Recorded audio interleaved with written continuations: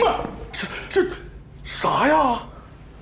哎呦我，你这段时间你是太累了，梦着啥了？是咋的了？这给我啊！怎么了？不，你刚才睡觉之前吵着自己饿了吗？我这不在那边给你做菜呢，最后一个菜马上出锅，赶紧行，盹出来吃饭啊！这喊你起个床，还给我吓一跳，这。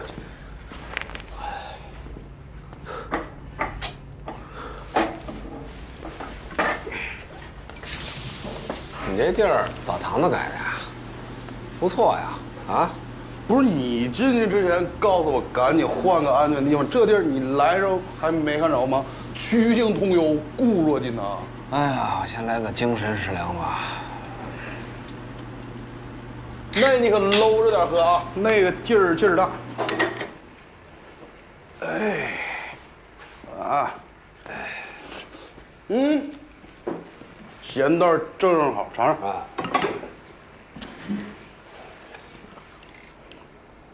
来，哎，看个东西啊。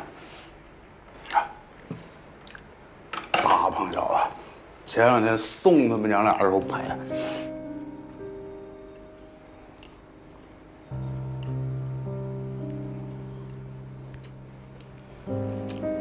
哎，一会儿发给我啊。哎，让他们娘俩受苦了。红爷，你要是惦记的话，我再折腾一个，把他们娘俩接回来，到时候就住我这儿。你放心，绝对安全。只要你不担心亚楠住我这事儿揪不成。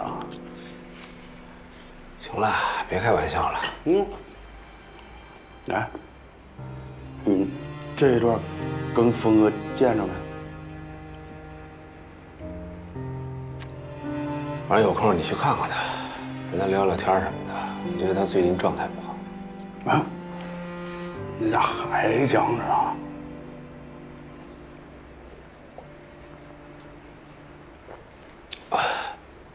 未来这段时间呢，长风刑侦支队这关老师呢，就只有我一个人啊。我哥暂时先不参与了。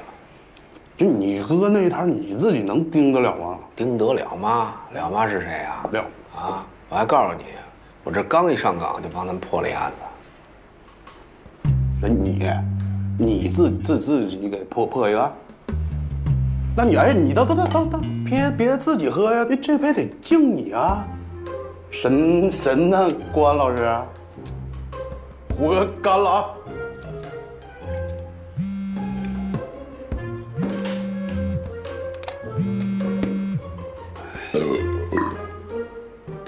喂，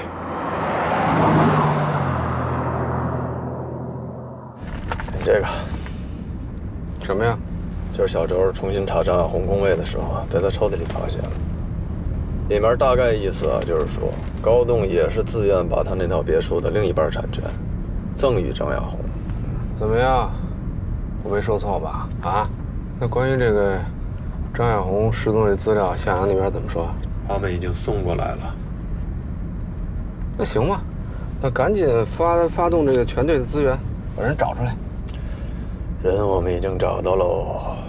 这么快啊？赶紧的吧，会会他。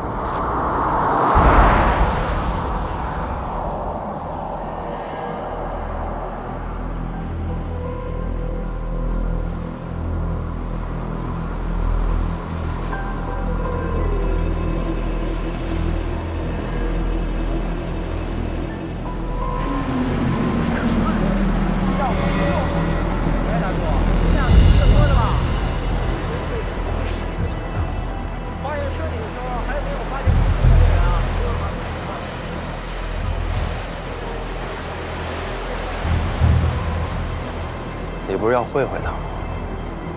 啊？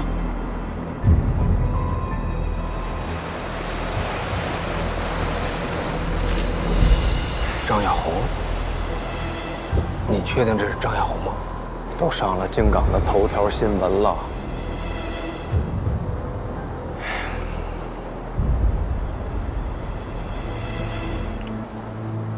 告法医，你不需要留在现场吗？情况不是已经很明显了吗？脖子上的指压痕迹应该是被掐死的，也就是机械性的窒息。根据尸体可见裸露的皮肤上尸斑的移位情况来看，这并不是第一现场。不过抛尸时间跟死亡时间应该相差不过2、3个小时而已，而且尸体被海水泡发的腐烂程度，死亡时间应该是3到5天之前。关纳神探，这次可能要趴菜喽。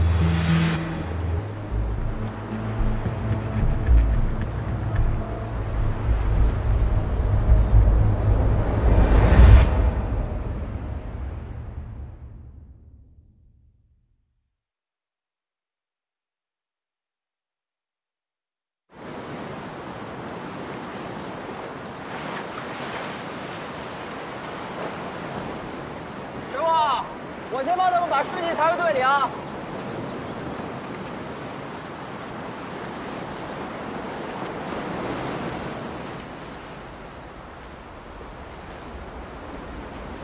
说说，有什么想法？啊，目前来看，很有可能是高磊杀人抛尸。当然，在没有直接证据的情况下，也可能不是他干的。要不还是等尸检报告出来再说吧。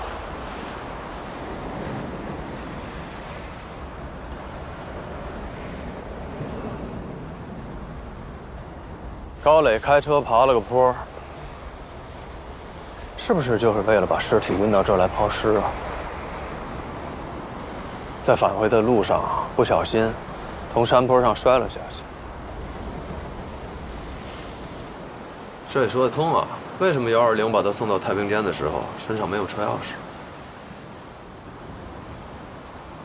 这高栋现在什么情况？高栋2月19号入了境，现在人在京港，但联系不上。我们已经做了边控申请。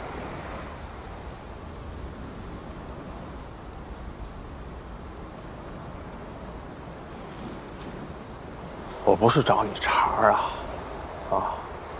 我们的案子虽然也在往前推进，但是你有没有觉得是东一榔头西一棒槌？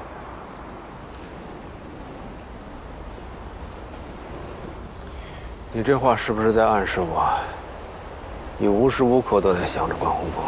我想的是破案，人命关天。你不觉着现在案子已经走进死胡同了吗？可是你说过，只要是案子，就总能找到突破口，天总有亮的时候。所以我们不能在这傻站着干瞪眼啊，总得有人把这口子挖出来。晚1分晚1秒，凶手都有可能掩埋证据，都可能逃跑。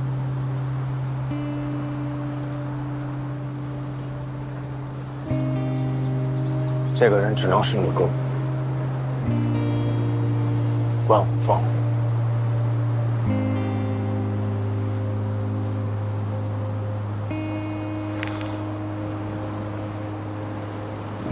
我去那边看看。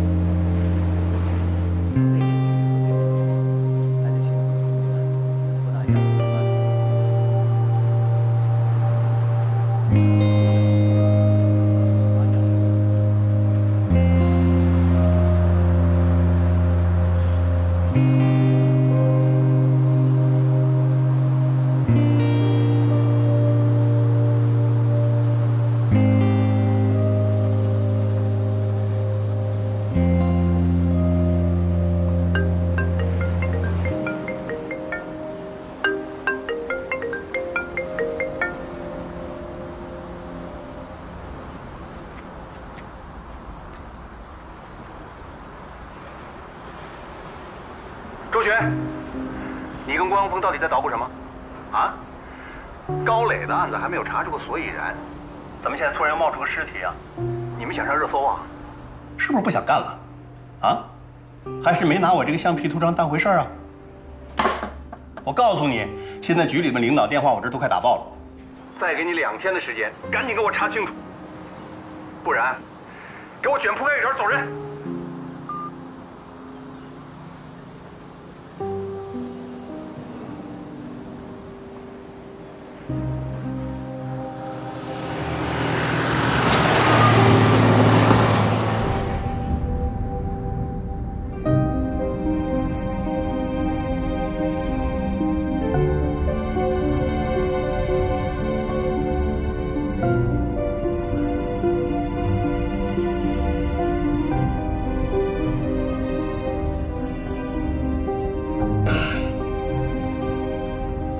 咱们这是去哪儿啊？你说的。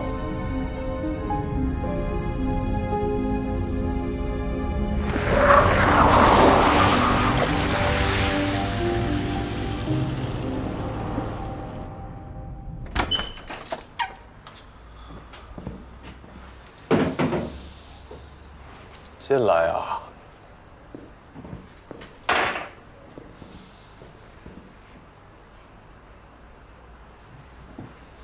快！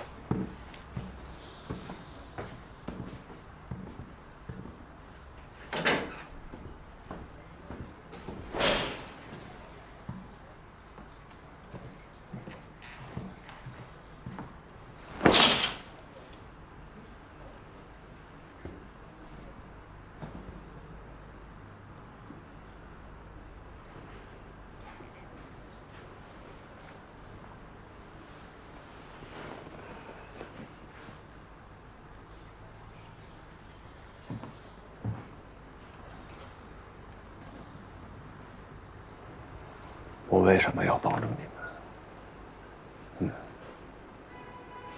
是因为在吴征的案子上，我相信你是被冤枉的。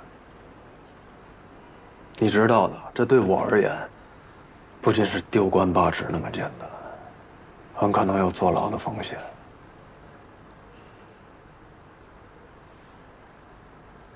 但是现在凭你自己的力量，已经无法进行下去了。我只想尽快的挖出幕后黑手，不管是现在的高磊的案子，还是林佳音被害的案子。佳音的死已经证明了这些黑恶势力开始向你们动手了。你和你哥现在处在巨大的危险之中。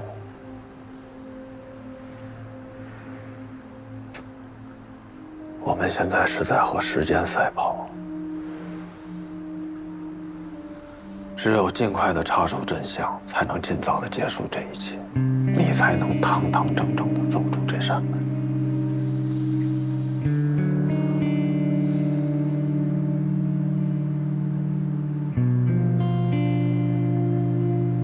该说的我都说完了。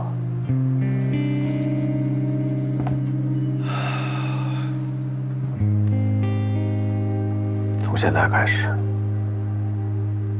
你还是以前的关宏宇，你哥还是从前的关宏峰。你们兄弟俩配合好了，黑白交替。你现在要做的，就是在这等天黑，你哥回来跟你叫板。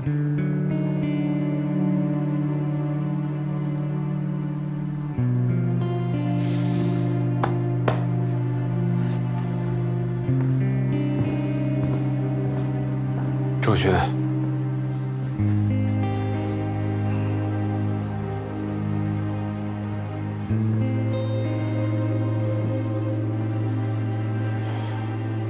把这带给他。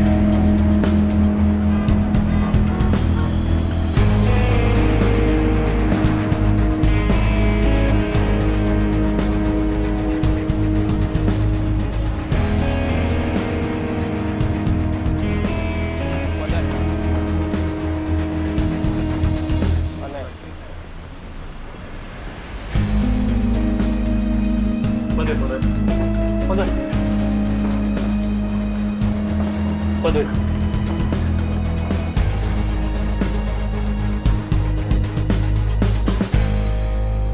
关队，关老师，这个高洞患有霍奇金淋巴瘤，无论这个肿瘤是早期还是晚期，都要做定期的放化疗，甚至要进行全淋巴照射。只要找到类似的病例，就有可能找到高洞这个人。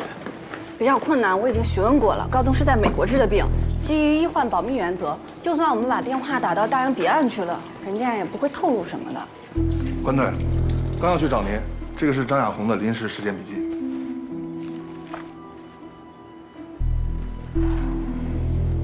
他回国以后就不需要定期的治疗了吗？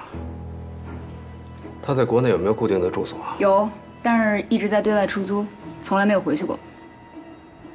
关老师，月亮湾的别墅我们也已经查过了，酒店登记呢？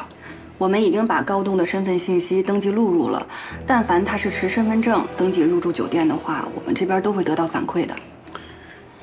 没回家，也没住酒店，身份证登记的联网信息根本就没露过头。再加上他身上有这么一个随时有可能需要治疗的病，人会在哪儿呢？医院。关老师，我立即排查全市所有3类甲等医院，还有以及拥有同级别治疗条件的私立医院。不需要排查所有的医院，他这个病需要精密的放疗，对设备要求很高。缩小范围，只查进口过 GE 和 Market 这类设备的医院就行。麻烦你帮我列个清单。没问题。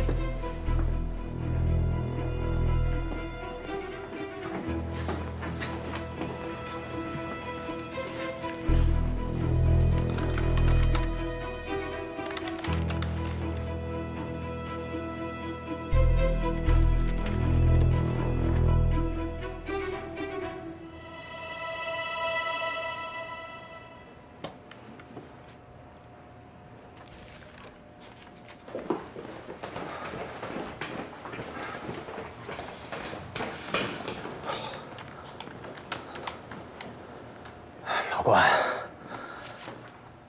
我去上个厕所，你也不等我会儿。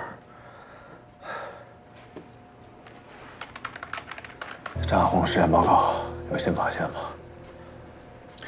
张亚红的死亡时间确定是2月18日晚上7点到10点之间吧？我以我的职业做担保。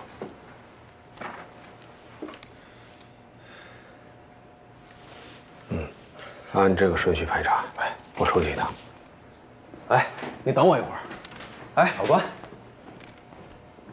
师姐，你有没有觉得关老师和之前又不一样了？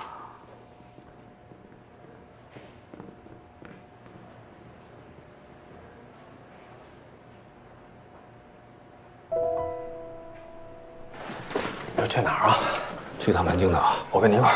哎，不用了，这个事儿你交给小孟去查吧。你好几天没休息了，找个地儿睡一觉。行，哎，好，哎，老关，这个给你。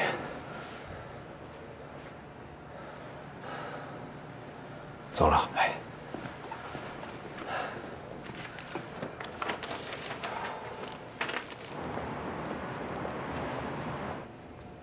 告法医，我去送个材料。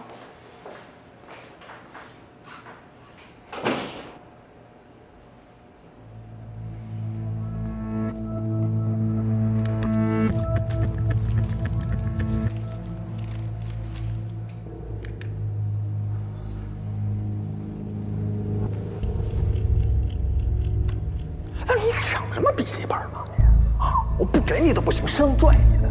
现在是不是指纹留给人家的都不知道啊？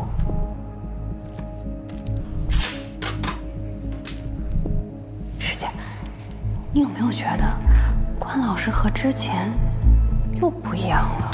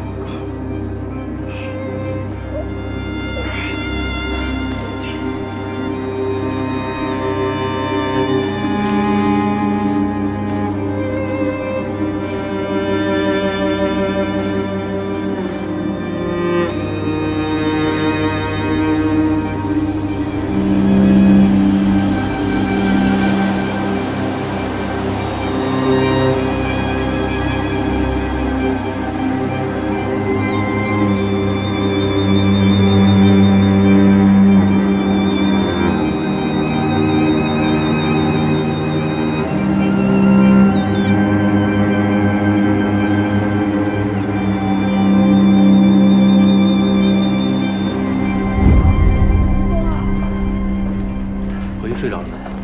哎呦，别提了，我一闭眼啊，脑子里全是监控。你那个，哎，师姐，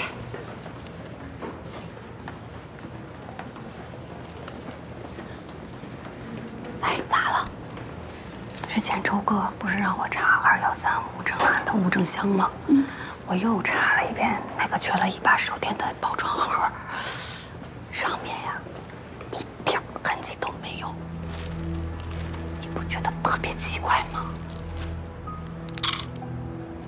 这你说会不会是凶手在拿走手电之后，为了避免留下痕迹，所以清理掉自己的指纹了？应该有这个可能。关键这现场附近我都看过呀，从吴正家门口到小区附近，那一片呀都黑灯瞎火的。而且呀，案发当晚是大年30，大家睡得都挺晚的。那凶手就这样拿着手电出去了，那不是很容易暴露自己吗？一旦那个人是不见光会死呢？额叶癫痫、感光性癫痫的逆反应。说白了，就是晚上不见光不行。今天再小点声。感光性癫痫逆反应。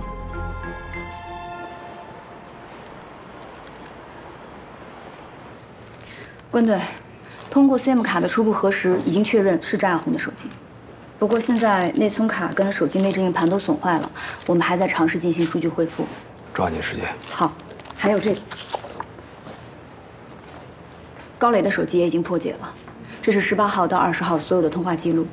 不过除了跟张亚红联系过，还有一个手机号码多次出现，就是这个手机尾号3678。经核实，我们确认它就是高磊的弟弟高栋的手机号，19号到20号多次出现。不过这个手机目前一直处于关机状态。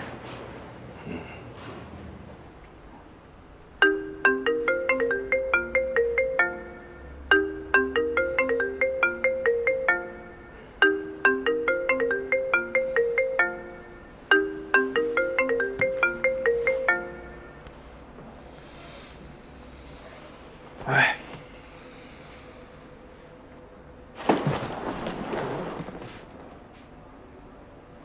那马上到啊！哎哎，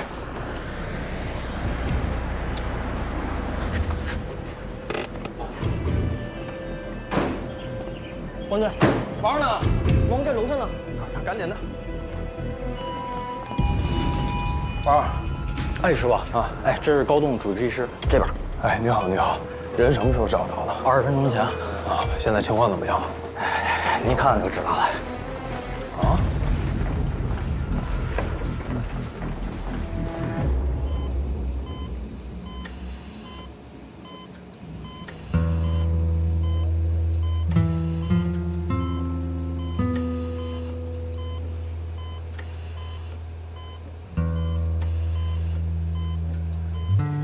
他这个状态有多久了？一直都这样。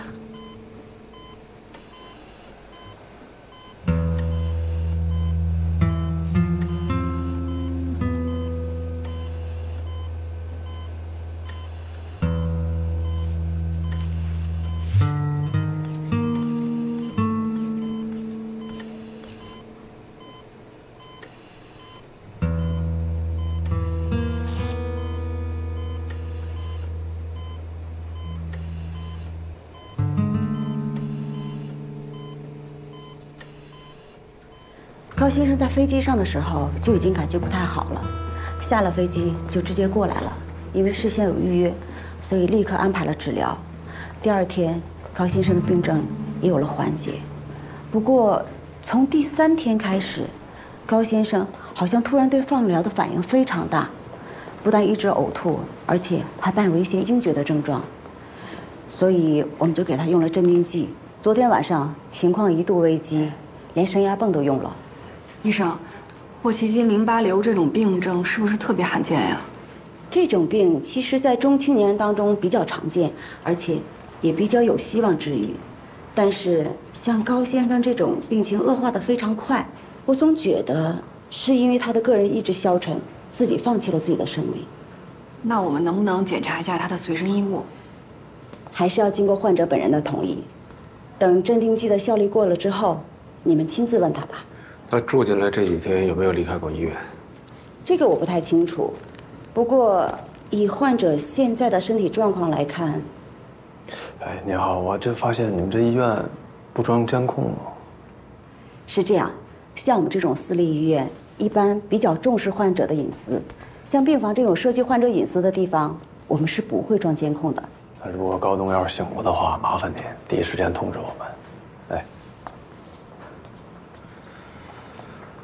老关，咱们接下来怎么着？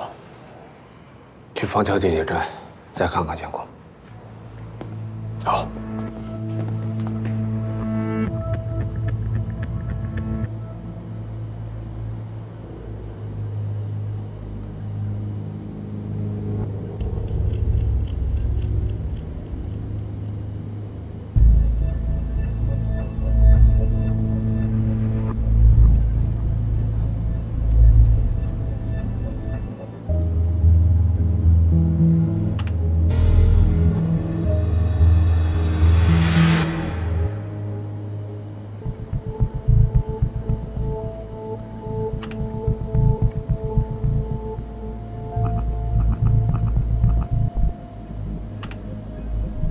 停一下，往回倒。停。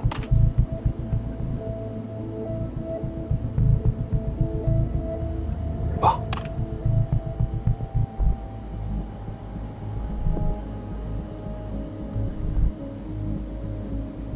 你们看这个人走路，感觉好像左腿有伤。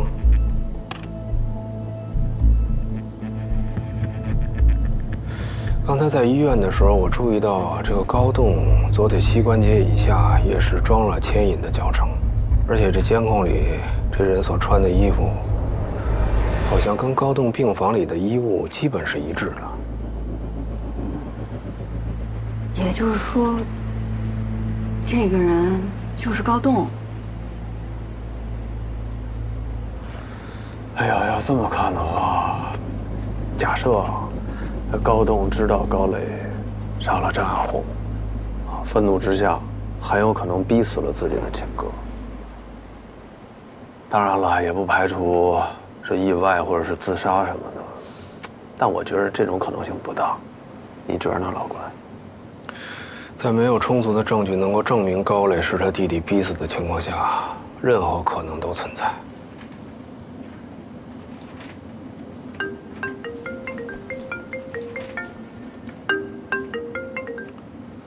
这儿。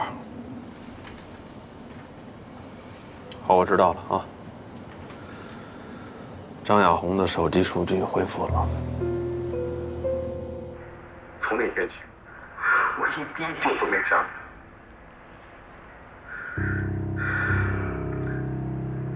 现在说什么都晚了。就像你说的，你跟小东就要跟你结婚了。但是小东的身体状况你们也知道，我现在就想求你别把这件事告诉我，不要再刺激他。我不想看到小东因为这个事而病情恶化，知不知道？那我想这样，我明知道他生病，我还想嫁给他，而且他也允许我这么做，那就说明我们两个是真心爱着对方的，高磊。所以无论那个人是不是你，或者是别人，我都会在结婚前跟我的另一半坦白的，不然我真的心里过不去那个坎。我觉得只有说出来，我们今后才能毫无保留的彼此信任，一起走下去。你太偏执了，你知道吗？这样，在他明天下飞机之前，咱俩把这事儿一定要有个了断。就算你要说，我跟你一块去跟他说，咱们当面我对面我，把这事儿说清楚了啊，就根本不存在什么一面之词了。好。奇怪，如果张雅红已经预知到自己的死了，那她最应该在和高磊见面的时候录音啊。可现在为什么只有这一段录音呢？哦，可能是因为他的财务工作的职业习惯。张雅红的手机设置了通话自动录音，她的手机里其实有很多段通话录音，但是跟高磊的就只有这一段。这已经说得很明显了啊！高栋和张雅红在一起之前，高磊对张雅红实施过强奸或者是猥亵，而且这件事情发生之后呢，这两个人谁都没跟高栋说过。直到高栋和张雅红真的要结婚了，张雅红不想再保守这秘密了。哎，这下高磊急了，趁弟弟回国之前，得拦下张雅红这个念头。这也就可以解释为什么我们会在高磊的车后备箱里发现一份被团成一团的房产赠与承诺书。他就是想用房子堵住张雅红的嘴。我们大致可以还原一下高磊杀害张雅红的案发现场。张雅红，那套房也给你，财产转移证明我都开好了。小东的病经不起打击，你让他好好活着不行吗？就是因为小东时间不多了，难道我要骗他一辈子吗？你想要什么呀？我问你，你想要什么？我现在为小东把什么都给你了，我他妈现在是穷光蛋了，你想逼死我们俩吗？啊！不是想要为难你，我只想对我的丈夫彻底坦诚。我会把这些都告诉他。嘿，你干什么去？我跟你说了多少遍，小东受不了刺激，你别逼我们俩行不行？我想不好好活着，我们哥俩活到现在不容易啊！你不要再逼我们了，行不行啊？小黄，别再逼我们了，我求你了，不要再逼我们了，行不行？啊，逼我们！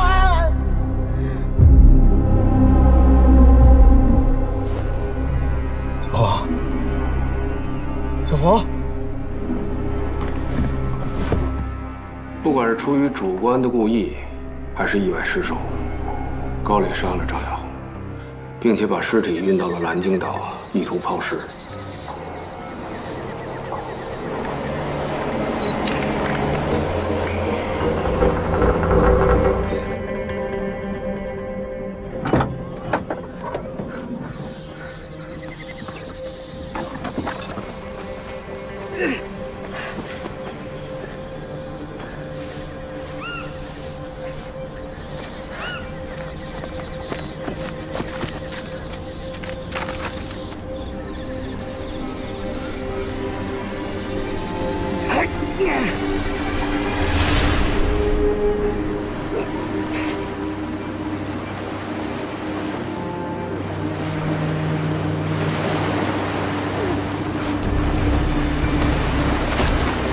抛尸的过程还算顺利，但没想到还是发生了意外。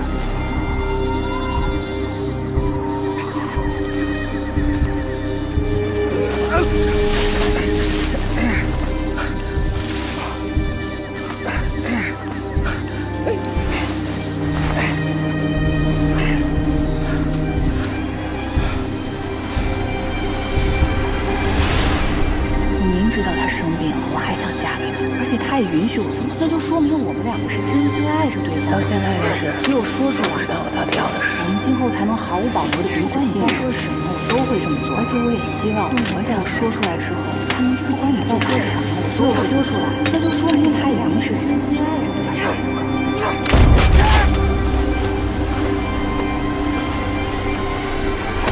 所以，高磊第一次被送到太平间的时候，我们并没有在他身上发现钱包、手机、证件或者车钥匙这类的东西，因为他已经把这些物品全都留在车上了。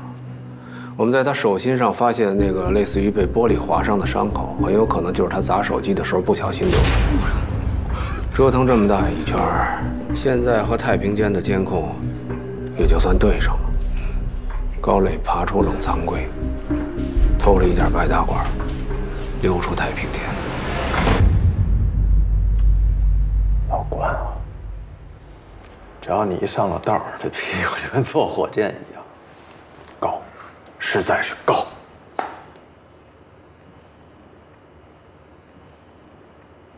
那接下来呢？接下来基本上就得靠推测了啊。我们假设呀，高磊回到了蓝景岛啊，找到了他的车，而且把现场足迹清理干净了。高磊是后半夜回去的，因为实际上这夫妻俩没有真正见过面，所以他爱人也没有发现什么异常。转天早晨，高磊起来之后跟没事人一样又去上班了，直到第3天的晚上，也就是高栋回来的第2天。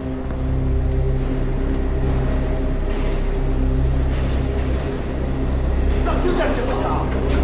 你问我怎么说？到目前为止，我们没有任何直接的证据能够证明地铁隧道里面的死亡是出于自杀、意外还是胁迫性自杀。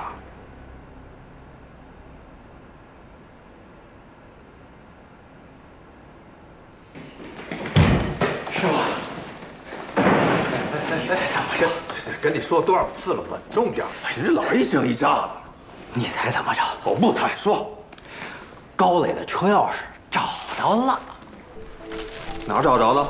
就在枫桥地铁站进站口旁边的栅栏里啊。经过比对，发现上面的指纹除了高磊的，还有他弟高栋的。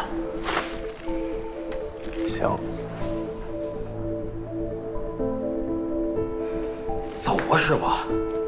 哪儿去？吃饺子去啊！我看你长得像饺子。那抠缩的。小周，我去趟西关，高栋醒过来随时告诉我。行嘞。